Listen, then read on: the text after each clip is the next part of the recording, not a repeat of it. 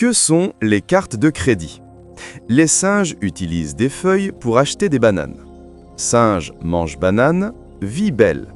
Mais quand le singe veut plus de bananes et n'a pas de feuilles, il utilise une carte de feuilles. La carte de feuilles permet au singe d'acheter des bananes maintenant et de payer plus tard. En réalité, il emprunte des feuilles à la banque des singes.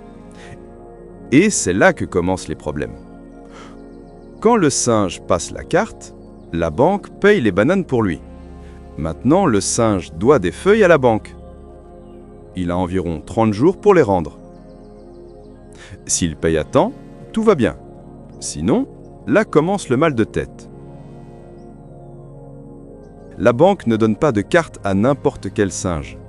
Il doit prouver qu'il est fiable, qu'il rend toujours les feuilles à temps. Tout ça devient un chiffre.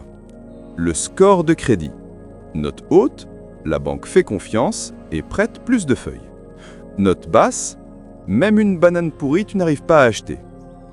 Le singe peut ne pas avoir de feuilles maintenant, mais il peut payer petit à petit.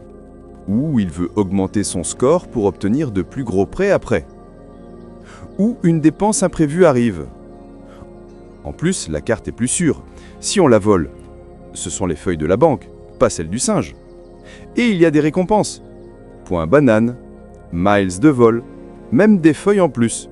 C'est comme recevoir des bananes gratuites juste en dépensant. Mais attention, si le singe ne rend pas les feuilles à temps, la banque prend des intérêts. Les intérêts égalent des feuilles en plus juste pour avoir été en retard. Et ils grandissent vite comme des lianes qui s'enroulent sans fin.